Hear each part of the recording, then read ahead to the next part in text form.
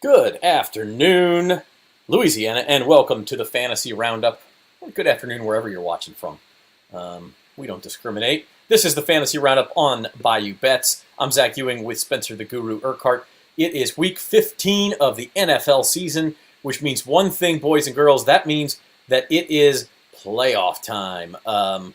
Or it's the last week of your regular season. You're about to get into playoff time. So one or the other. But regardless, it's a huge week for many of us in the fantasy football world.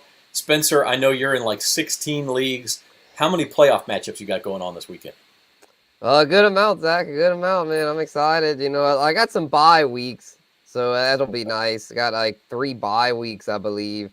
But I'll have at least 8 playoff matchups going on, so it's going to be intense. Wow. And in the Listener League, which we'll talk about here in a minute, the Bayou Bets Listener League, it's not a playoff matchup yet, but you and I have we're as close as you can possibly get for the last playoff spot right now. And we don't play each other, but we'll have to see what happens in that one as well and who gets to go on and try to spoil somebody's chance for those Saints-Panthers tickets. So we'll talk about that. I do want to run through week 14 real quick just because that's what we normally do. But I want to spend a lot of time on week 15, waiver wire, things like that. We'll also talk some DFS. If you have questions about your playoff roster, who you should drop, who you should start, etc., leave them in the comments. And if you're following on Twitter, you have to get over to the Bayou Bets YouTube page or the NOLA.com Facebook page to leave those comments. We won't be able to see the Twitter ones. First things first, we're brought to you by Caesars Sportsbook. Go to NOLA.com/Caesars today, and new users get bet insurance. Your first bet, if you lose it, you get a refund in form of a free bet up to $1,250. Go to NOLA.com/Caesars for that. Week 14, kind of a crazy one. It was a crazy one around the NFL. It sure as hell worked out for me in Survivor. But I am not above getting greedy and looking for money in fantasy football as well, Spencer. Well, yeah, you gotta keep pushing the boulder uphill. You got it. That was a big up for sure. That Survivor pool, but yeah, it's always there's always more to win, right? So it's I would have to lose a lot for the rest of my life to end up in the red now. But you know what? You just keep pushing, like you said. Speaking of continuing to push, the Jacksonville Jaguars were like fantasy stars of Week 14. I don't know that anybody saw that coming.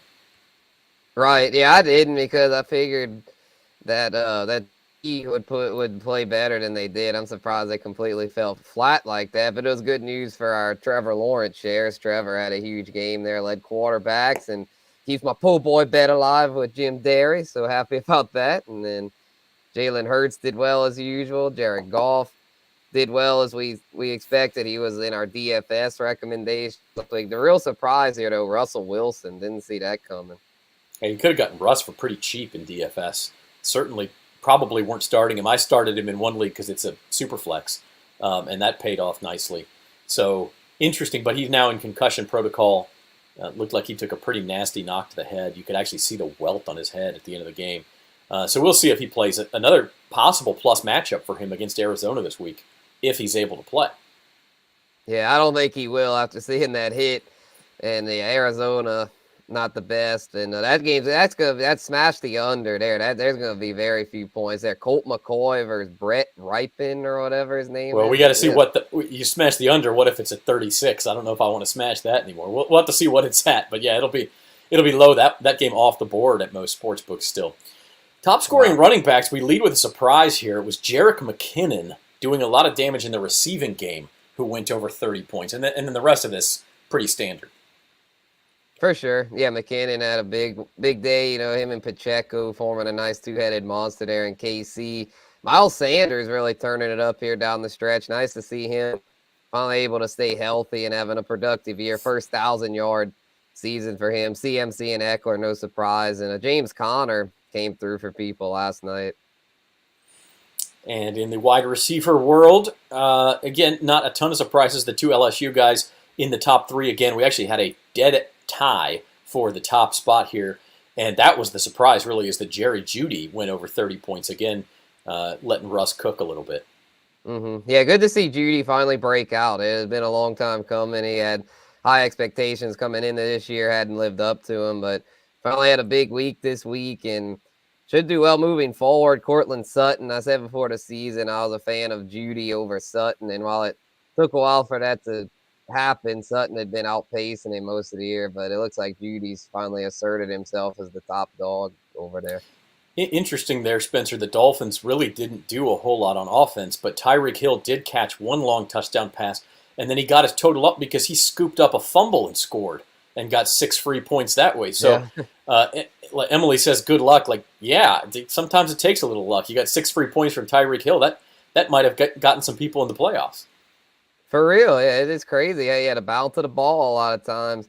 Can play a factor, and it's just you got to be opportunistic. You can't really put a statistic on that, which it goes with the Saints. They're the complete opposite of that. But yeah, big time players make big time plays, and yeah, Tyreek Hill has had the initiative and scooped it up and got those 6 free ones.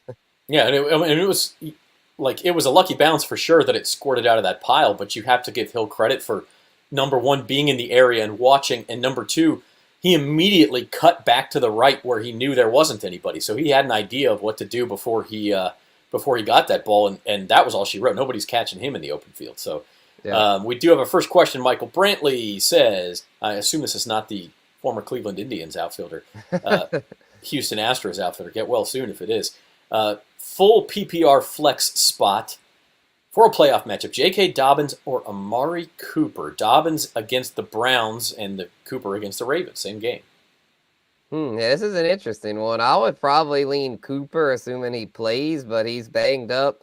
Got a hip bothering him, and then Dobbins looked good in his return from the knee injury. So this is one to monitor. If Cooper's trending toward being out, misses a lot of practice time, I might pivot to Dobbins, but as of now, assuming Cooper's a go, I'd go Cooper. Yeah, for me, this one depends a little bit on how confident you are in the rest of your lineup, because given Cooper's injury, given Deshaun Watson has sort of been rusty, given the fact that that's going to be a cold game with some wind there in Cleveland, Dobbins, and if Anthony Brown starts for Baltimore, J.K. Dobbins might get 20-plus carries. And he may not be super productive, but I think his floor is probably higher than Cooper. And so if you feel good about the rest of your lineup, I might go Dobbins and just say, hey, give me my 10 points and let's get out of here. Yeah, it is. I feel like Dobbins' floor is still a little shaky, though, because they still have Gus Bus, and with that knee, he even admitted it's still not 100%. So I guess, but it's just neither one is that great. But like I said, if I had to pick one, I'd go Cooper. Yeah, interesting call there, but definitely keep an eye on that injury report and on the weather as well. If it's 25, 30 mile an hour gusts, that's going to lead into the running game even more for both of those teams. That's true. That's true. Yeah, I forgot about the weather. Yeah, those are both cold weather stadiums. So yeah, if the weather's bad, then yeah, I'd pivot to Dobbins. I'm looking at this lineup and you're stacked everywhere. Yeah. So if you have, I would go with the safest option there, because everywhere else you look golden. And the other thing is you're starting Njoku. If you start Cooper and it does become a run heavy game, then you kind of got a double whammy there. So maybe Dobbins. Speaking of Njoku, tight ends, he was the number 2 scoring tight end. Number 1, Evan Ingram balled out. I mean, and some of these, it wasn't just that he got opportunities, Spencer. He made some great catches in this game, some great runs after the catch too. Yeah, it was great to see, because he's somebody that he's always had upside, Evan Ingram. He's a great athlete, but he had yet to really put it all together, but he did this week, and I'm thinking he's somebody that, if you got him, and you got to keep riding the hot hand and hope he can, he's not going to keep this up, but hopefully he can keep getting around in the teens range, be someone you can rely upon. Kind of like David Njoku's become just a steady tight end one, somebody you can count on each week. Dalton Schultz, pretty reliable. There's a few here and there that you can count on, and then there's a few of these new faces creeping in there, like this dude for Tennessee, Okonkwo. Not sure if I trust him, but he's definitely a name to watch. Had a couple of good catches in that game as well. It's definitely a tight end game. Mark Andrews disappointed people this week. A lot of people loved that matchup against Pittsburgh. He didn't do a whole lot. Yeah, fell flat again, and then Kelsey another mediocre week. So it's like, man, this tight end position, it's dire. It's dire. You just gotta hope you can hit on the guy that happens to have a big week, like an Evan Ingram from last week, because man, that can really swing matchups. So anyone that had Evan Ingram, I'd say your percent chance to win was well over 50% just from having him in there. Let's wrap up week 14. Your star of the week, Trevor Lawrence. And I didn't do one just because I do want to get to next week and the new stuff, Spencer, but I would have taken Evan Ingram. So we're both the Jacksonville passing game. Fantastic. Most definitely. Yeah, and the encouraging thing about Trevor is that he's come through in big matchups. He came through against Baltimore a few weeks back, came through against Tennessee in a must-win game. People were wanting to act like, oh, he's not good, he's not clutch, but he's coming through in these big moments. And it's been nice to see. Hopefully he'll keep this up so I can get me a po' boy on JD. Need Jacksonville to turn around and win the home game in week 18 and a couple of other things. But these are just fantastic. Fantasy, anything. 30 of 42 for 368, 3 touchdowns, added a rushing touchdown, didn't turn the ball over. I mean, this is what the Jaguars thought they were getting with the number 1 pick last year. And look, I still think he could get there. Sometimes it takes guys a year. Not everybody is going to be Justin Herbert, who comes into the league and just owns it right off the bat. Patrick Mahomes had a year to sit behind Alex Smith. We don't know how he would have played if he had been forced to play right away. Justin Fields, we see in his second year, is starting to kind of take that turn. So sometimes it takes guys a year, and a good sign for T-Law yesterday. All right, Listener League, and wrong way. Spencer, look, you got to quit this, man. You're running me down. Our top 3 playoff spots are secured. Congrats to Bucktown Rebel, Bama Fikes, and Team Minoka. They're in the playoffs. Who will be joining them? It's either me or Spencer. My buddy Aaron, who's I Will Lutz for You, technically has a chance. But you look at the point totals there, which is the tiebreaker. I don't think he's making up 200 points on either of us. So his chance is technical only. I don't think there's really a mathematical chance that could happen. So it's really down to you and me. And we don't play each other. I play Minoka, and you play your dad, original Saints fan. So, Mr. Urquhart, if you're listening, sir, you can't, no nepotism this week, all right? You can't lay down. You got to try to knock your son out. Help me out here. Believe me, he will. He's going to try. Okay, that's what I like to hear. That's what I like to hear. Because if one of us wins and the other loses, obviously it's easy. That 9 and 16 gets in. But if we both win or both lose, we're kind of playing a game against each other, too. You've got to outscore me by about 3 3/4 points there, Spencer.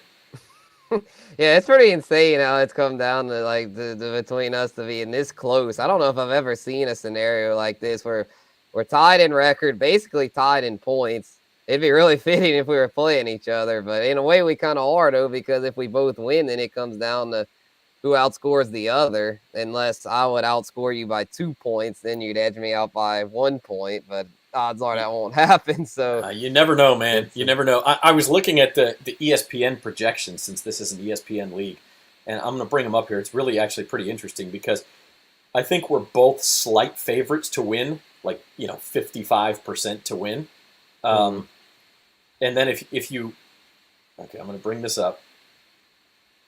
No, I don't want week 14. I'm sorry. Okay. I'm projected to score 125 points. You are projected to score 125.6 points. So no. Now, I don't know. Waiver wire still to come. Eliminated if that haven't set our lineups. But if that actually came to pass and we both won, I scored 125.1 and you scored 125.6. I mean, you talk about the closest possible matchup. And listen, Bucktown Rebel are going to be favored against either one of us in the first round of the playoffs. But at this point, you just got to get there. So we got to win your game. And then the secondary game is between you and I. I just got to score as many as you do and win, and I hold on to that spot. But listen, a couple weeks ago, you were down by 2 games, so you're breathing down my neck here. Yeah, I remember a couple weeks ago, I was feeling pretty good because I liked my roster. I thought I had the pieces that could make a run, and they've come together. So I just need one more week out of them, and hopefully we'll be dancing next week. Yeah, let's just go with those projections, all right? Those could at least change. one of us will be in there. Hopefully we can slay Bucktown Rebel because, man, he's been running roughshod over. He's been crazy good. Crazy good. Okay, Mark says, pick one, PPR, Pacheco, Judy, or Najee. I'm not going Judy this week, especially not if Wilson's hurt. Probably Pacheco, huh, Spencer? Yeah, I think so. Who do they get? Carolina, who's been trending up as of late on defense. Yeah, I'd go Pacheco. They face the Texans, man. That's gonna get ugly. I think Pacheco is gonna have a huge game. We'll get to that later on the DFS plays. So yeah, Pacheco. Yeah, a little bit of two-headed monster there, but there's room for both guys to have big games against the Texans, you would think. And Najee against Carolina, they've actually defended the run pretty well. Okay, Mark also asked Mike White or Tannehill. The Jets get the Lions, and the Titans play the Chargers, so the matchup advantage to Tannehill and Mike White banged up, Spencer. I'd go Mike White, because I feel like, honestly, the matchup is a little more favored toward White. At Detroit, they give up a lot through the air. The Chargers, they were bad early on, but they've tightened up lately. I mean, last week they just slowed down Tua. Yeah, that would have been one of the better passing offenses, and I don't want anything to do with Tannehill, man. It's just that offense, they cannot throw consistently. So I know Mike White's banged up. Keep an eye on it, obviously. I'm assuming this is a super flex question, so if he's banged up, then obviously go Tannehill. But if he's a go, I'm going White. Yeah, keep an eye on the injury report and, again, the weather, because anything in the Northeast in December, that game's in New Jersey. If it's going to be the wind is what you really want to look for. If it's a gusty winds, maybe. But listen, Mike White played against Buffalo last week in kind of a rain, cold situation. They only scored 12 points. He made some terrific throws in that game. That guy is going to get yards against the Lions defense, assuming the weather's okay and he's healthy. So yeah, that's an interesting one. Michael, Kirk, Godwin, or Olave? Man, that's tough. Those are all good. How many do you need, Michael? If it's just one, I'd probably go Olave. You're going against Atlanta. That's a great matchup. Kirk, who did Dallas? Yeah, that's a tough matchup. They're going to have Trayvon Diggs on him, most likely. Godwin, they get Bengals. Cincinnati. Yeah, Bengals have really tightened up on defense down the stretch. So, yeah, I'd probably say Olave, and then if I had to pick a second one, I'd go Godwin, I think. I just because if that game turns into the Bucs are chasing, they're going to throw a lot. Mm-hmm. Yeah, that's a good point. Yeah, and Cincinnati doesn't really have like a shadow corner like Diggs. So if you had to pick two, Godwin or Olave, but for the one, I'd go Olave. I think so. In fact, I like the Saints this weekend, and we'll talk about that in a second from a fantasy perspective. So, all right. Waiver wire targets this week. Speaking of Mike White, if you need a quarterback, again, check the injury report. But if he's ready to go and you're kind of hurting at quarterback, he's a guy to look for. Yeah, for sure. Yeah, due to the matchup there. And it's got weapons, Garrett Wilson, Elijah Moore, Tyler Conklin. It's an underrated offense. Donovan Knight running well. So, yeah, I like Mike White this week, assuming he's a go. And then Pierre Strong is someone I really like. He's available basically everywhere. And Ramondre Stevenson went down last night, assuming he's out, which it looks like he will be. That ankle injury didn't look too good there. So it sucks for Ramondre, but it looks like Pierre Strong will be the pivot. And then DJ Chark, like him this week against the Jets, being that Sauce Gardner will likely have his attention turned toward Amon-Ra St. Brown. And then Jawan Johnson with the mentions Zach, you like the Saints for fantasy this week. I do as well, like Jawan. I got one for you, and we got a couple other questions, but I got a lineup question for you. Michael Pittman, Jameson Williams, or DJ Chark?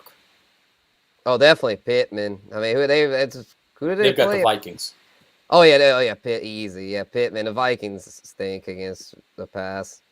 Yeah, you're trusting Matt Ryan, but I think I'm going to start Pittman. So it's not the best for a first round playoff matchup. But Mark says first priority on waivers, good spot to be this week. There's Zonovan Knight, Jerick McKinnon, the Green Bay defense, Arizona defense needs a defense. He's got.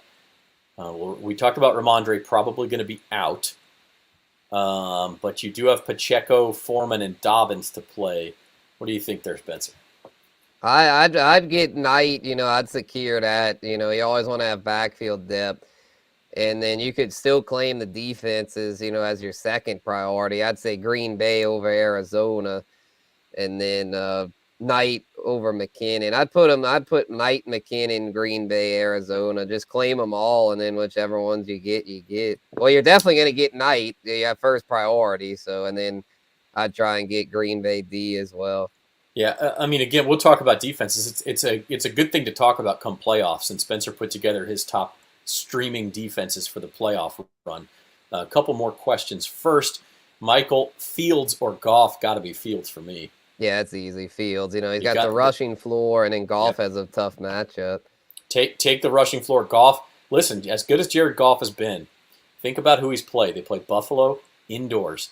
They played the Minnesota Vikings indoors. They played the Jacksonville Jaguars indoors. Jared Goff traditionally has struggled in bad weather. He struggled when he gets under pressure. The Jets can put you. Quentin Williams is questionable. He may not play, but the Jets' defense is still going to be more difficult, certainly, than Minnesota. I'm a little bit down on Goff this week. I'd definitely take Fields there. Mark, White or Purdy? Still White. I thought about this. Purdy, though, would be my number 2 priority among waiver wire quarterbacks. I think he could do pretty well against Seattle, but he's banged up as well. He got kind of banged up. He is, and it's a short week. Yeah, exactly. So, yeah, I'd rather White. Yeah, it is tough. Lamar and Kyler. I would keep it on Tyler Huntley, too. If he's able to play, Tyler Huntley's not a bad look either. He's banged up, too, though. Yeah, he is. I mean, that's again, I would take White and hope he plays. Any other quarterbacks who would be down the list that you would take a flyer on this? If you're in a spot like that where you lose Murray and Jackson? Maybe our good pal Andy Dalton going against Atlanta. There's just you say that so few healthy quarterbacks out there, and I mean, one thing about him, he's been able to play. So even though I'm not a fan of him starting, I'd rather Jameis. But I mean, we can't control that. And since he's starting, I'd say he's a fantasy option for those that need it. It's what we call a teaser in the business, okay? Because we're going to talk more about Andy Dalton. Look, the man played very well against Tampa Bay. You cannot pin any of that loss on him. He played very well. And Tampa Bay's got a much better defense than Atlanta does. So, look, and they're playing indoors now. I think you got to take a look at Andy Dalton if you're desperate. All right, speaking of that game against the Buccaneers, your got to go is the top 2 are the same as last week. Not that many people dropped them, though. Exactly, yeah, that's why I put him back. I mean, like Tom Brady, it's like, oh, he's done, man. He is finished. He sucks. I mean, Tom Brady, you gotta go, man. You cannot trot him out there for your fantasy playoffs, man. He's getting against the Bengals this week. He's gonna get pummeled, man. He's done. He has no O-line. It's like, I mean, he's got no protection. He's a shell of himself. James Robinson, I mean, he's a healthy scratch every week. Why is he still rostered in fantasy? Get rid of that guy. No disrespect to him in real life, but fantasy-wise, it's just a simple. You just get rid of him. I don't know why people aren't taking initiative there. George Pickens, a new one this week. With Kenny Pickett in concussion protocol, and then the Steelers' offense just being a complete train wreck. I want no part of it. Pickens, I'm parting with, and then same with Tyler Higbee. He's just even in Baker's big surge last week, Higbee wasn't involved, so it's time for him to go. You're watching the Fantasy Roundup on Bayou Bets and bet.NOLA.com. Another question for Mark. Drop your questions if you got lineup questions for that final regular season week or the first week of your fantasy playoffs. Non-PPR, Michael Gallup, DJ Moore, probably Treylon Burks, and Donovan People-Jones. Is Treylon Burks healthy, first of all? He should be. He's in concussion protocol, but he should be back. I'm not really liking Tennessee, though. So give me Peoples-Jones. Peoples-Jones has really been trending up. He was the number 1 option this past week. He out-targeted Cooper. It seems to be getting a connection going with Watson. So I'd say DPJ. All right. We're going to move on. Continue to leave your questions there, but we do want to talk about a couple more things. One is, we mentioned this, streaming defenses. If you're in a league that plays a defense, as most do, some don't, but it can be as important who the matchups are as how good. I mean, how many defenses are there out there who are must-starts every week? Dallas, San Francisco, maybe New England or Philly. Yeah, maybe Buffalo. Philly, yeah. But there's less than 5. I mean, 5 at the most who are defenses you're just going to throw out there almost no matter who they're playing unless they're – but even then, like if they're playing Kansas City or Philadelphia, you might get shaky. So it's as much about who you're matched up against. And so the question is, if you don't have one of those defenses, you're going to play Dallas against Jacksonville. You're going to play Kansas City against Houston. here's three teams, three defenses that are owned by less than 30% of leagues with some pretty good matchups, Spencer.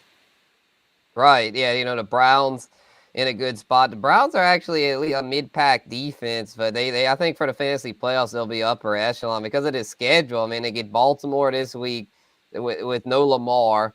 They get the Saints, who we know how bad the Saints have been at times, and then they get the Commanders, who are okay on offense, but not that great. So I feel like they're in a pretty good spot to put up points. The one I really like, though, is the Chargers. I mean, I like the Browns, too, obviously. I feel like they're a better defense, but the Chargers' schedule is juicy. Look at this. Tennessee, who's struggling. The Colts, who are turnover machines. And then the Rams, who we don't know what we're going to get. They've been pretty consistently bad. So it's with Baker, they might be better, but I don't trust them. I think the Chargers will be able to slow them down. So that's a great slate of games there. And then the Panthers have been trending up as well.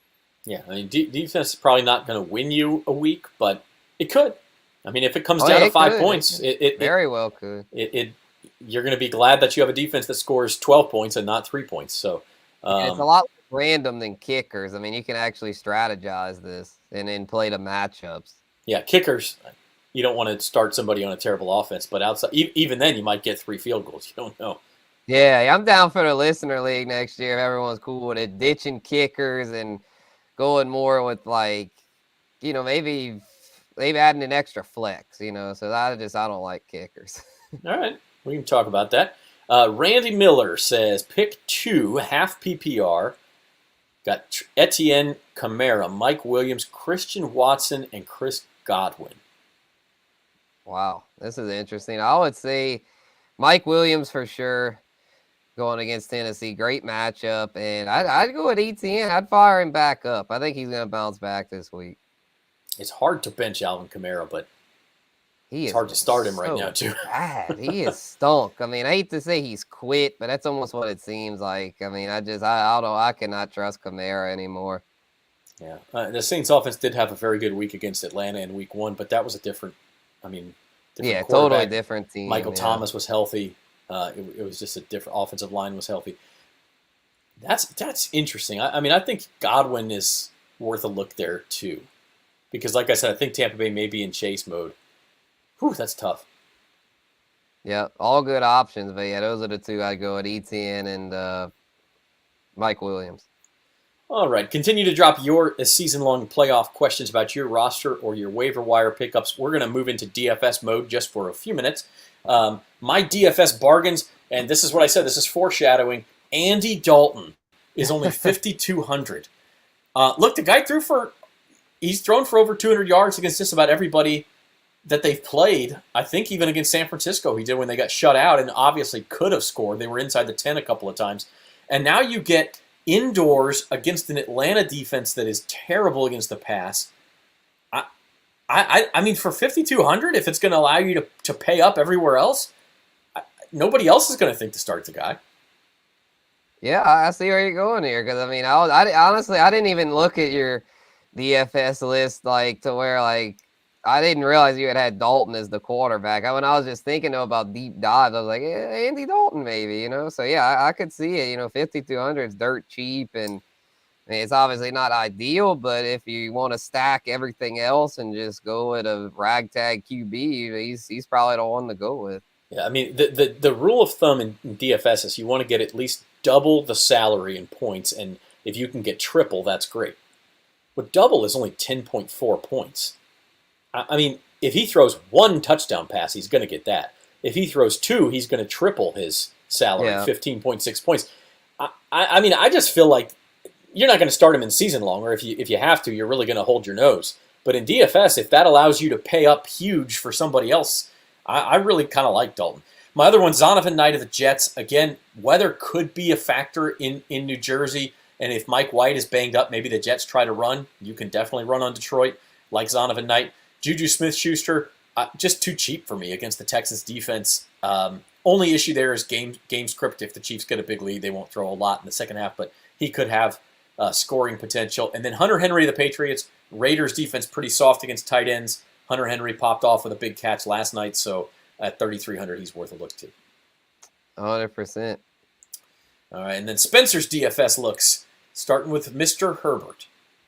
Yep, yeah, I really like the matchup against Tennessee. Feel like he's going to light them up. Didn't really like any of the bargain QBs. I feel like this is a week to pay up, so I'd pay up for Herbert. And he's not as expensive though as like Mahomes and Hurts, so 7,200, not bad to me. And then Isaiah Pacheco at 5,800, I feel like it's a bargain going against the Texans. I think I think he's a triple. If he triple it, that's great. I think he could triple that price for sure.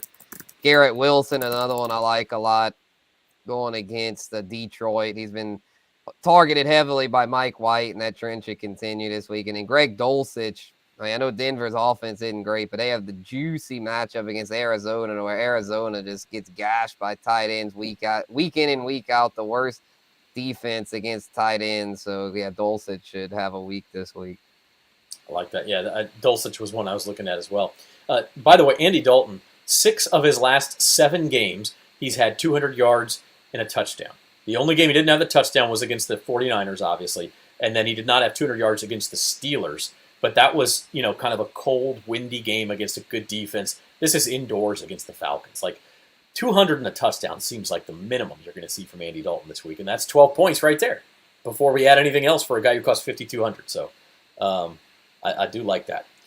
I'm going to stop now because I don't want to make it sound like I'm a huge Andy Dalton stan here. I don't like. He's still Andy Dalton, but for that price this week, that matchup, I'm all in. I'm all in. Yeah, I mean, I get it. Believe me, I mean, I can't stand Andy Dalton as the starter. Like I said earlier, and I'll say it again, Jameis Winston should be starting. I mean, with DA, I was give a damn what I think. So he's going to keep starting Dalton. But for in purposes of this week's exercise, yeah, Dalton is in a good spot. There's no doubt.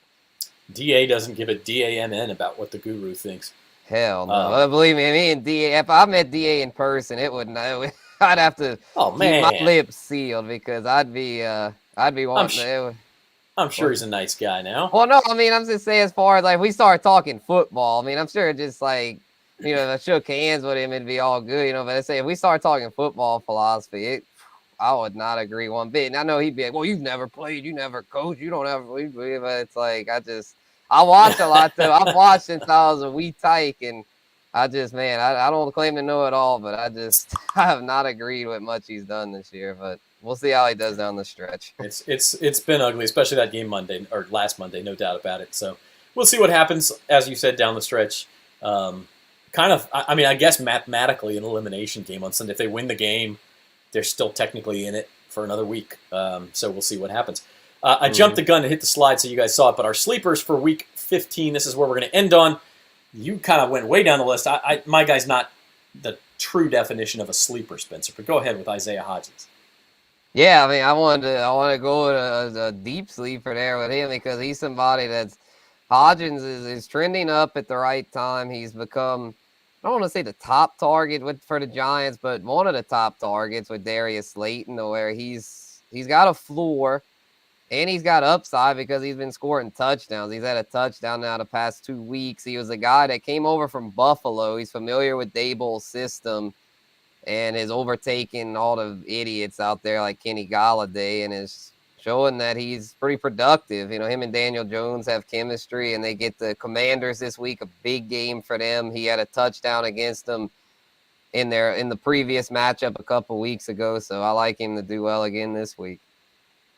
And I kind of cheated here. Look, Brandon Ayuk, of course, you're going to play him if you got him. But I just look at what the 49ers are with Debo out now. And you can throw on that Seattle defense. Now, you can run on them too. But if Seattle loads up to defend the run, guess who's going to have a big, big, big day? It's Brandon Ayuk. And you can get him, by the way, if you play – I know most DFS is just the Sunday slate. If you play the one that's all 16 games, Thursday through Monday or whatever, he's 5,900. And to me, look, I know Brock Purdy's banged up. Make sure he's healthy but the 49ers are going to get the guy the ball. They get Debo the ball. Debo's out. I think it's Ayuk's week to shine. Oh, yeah, for sure. Yeah, that's why. Yeah, I feel like you kind of cheated there, Zach, because I don't really view him as a sleeper. But, yeah, I feel like he, as far as DFS, he might be slightly a sleeper because his price might not be. I forgot his price, but it might be a bargain. It's Because 5,900, but again, they play Thursday, so that you have to play. the Thursday slate. You have to play the Thursday all the way through Monday. He's a must. He's a must on my Thursday DFS card. One last question from Mark, and if you have a question, feel free to drop it before we end the show here. Can I drop Rachaad White and Foreman for Zonovan Knight and McKinnon? I mean, I don't know. Maybe, but I don't know. I wouldn't drop either of those, honestly. I mean, Zonovan Knight's pretty good, but no, I wouldn't drop either of those. I like Rachaad White. He's becoming the go-to guy over Leonard Fournette, and then Foreman is. I mean, that Panthers offense can run the football, so I'd keep who you have. Feels like maybe you got to have somebody else to drop, but I'm not. Then you get into the question of, do I start Rachaad White or Zonovan Knight, which is not a shoe-in either. Exactly. Like I said, I just stick with who you have, and I think that was Mark who had the number one waiver priority. I'd keep hold of that and wait till next week to see if something might pop up. I wouldn't waste that on something you don't really need. Well, or as Mark said earlier, he could then use that number one spot on a defense instead. Yeah, well, if he's got I wouldn't drop one of those for a defense unless his current defense stinks. Yeah, that's tough, man. Maybe what you do is, if you don't like your defense, don't use the waiver wire pick. Save it for next week, and then on Thursday or Friday, when it doesn't cost you, when it's free to pick up, then go switch out your defense. Even if you miss out on the top choices, it's defense. It's going to be a couple points that it's going to cost you, and it might pay off next week. Yeah, for sure. All right, that's going to do it for us on the Fantasy Roundup, unless we get any more last-minute questions here. Good luck in your playoff chases. Good luck getting into the playoffs for everybody except for you, Guru. And because I need that spot, I want to take down Bucktown myself. So let's get it. All I need to do is play even. All I need to do is win and get the same number of points as you. So let's see. One more from Flores. Pick 2, James Conner, Aaron Jones, Rachaad White, or Zonovan Knight. I haven't heard him called Bam Knight before. Yeah, I've heard Bam. Yeah, Bam. Have you? Okay, Bam I like that. Knight. Yeah. Gosh, Aaron Jones won. You got to start Aaron Jones. And then... Probably Conner. Well, yeah, I guess Conner. I mean, Bam Knight, I don't really like Rachaad White this week against Cincy. I would say... I'd go Conner. I'd play it safe because Denver's better against the pass than the run. So, yeah, give me Conner and Jones. Yeah, Connor's pretty safe there. All right. That'll do it for us on the Fantasy Roundup. Good luck to everybody. We'll see you next week at 2 o'clock. We'll continue to talk you through semifinals, quarterfinals, whatever you have. One more question we'll sneak in. Jeff says, who would you start for one wide receiver, one running back, one flex? He's got Hollywood, Waddle, Judy, Saquon, Dobbins, and White. I mean, I feel like Waddle and Saquon have got to be 2 of these, and that leaves the flex. Yeah. I mean, I guess Waddle doesn't feel as safe anymore. I mean, he's stoked the past his targets 2 have been down, but Dolphins, and that's going to be a weather game. There's going to be like 6 inches of snow on the ground in Buffalo as well. Right. Yeah. Gosh, man, that's tough. That is tough. I would say this is one that you might want to keep an eye on it as the week goes on, but gosh, this is a tough one, Jeff. Man, you may have left us with a tough one to close out the show. Give me for the flex though. If you want upside, go Hollywood. If you want floor, go Dobbins. I will say this about Waddle. I think you do have to start him. And the first time they played Buffalo, and obviously this was in Miami in September, much different weather situation. He caught 4 balls for 102 passes. He caught 4 balls for 102 yards. Yeah, you got to go with him. I think they're going to target him deep. And snow is not as bad as wind. I mean, they can play in snow. They'll clear the field. You just don't want the wind. But yeah, it's not the best week you want him, and his targets have been down. But man, you don't want to go out with that guy on your bench. I don't think. Yeah, and actually, now I'm thinking about it, give me Judy for the flex. He's got a better matchup, and he's back as the top target. So yeah, I'd go. Even if Brett Rippon is starting. Yeah, because Brett Rippon, he threw a touchdown to him late in that game, so I think there's some chemistry there. So that'd be my 3. Fair enough. I think I'm still starting Waddle, but I wouldn't kill you, Jeff, for pivoting there. We'll see. That's a tough one. Tough one to end on. Good luck, everybody. We'll talk to you next week, 2 o'clock here on the Fantasy Roundup. Thanks for being here.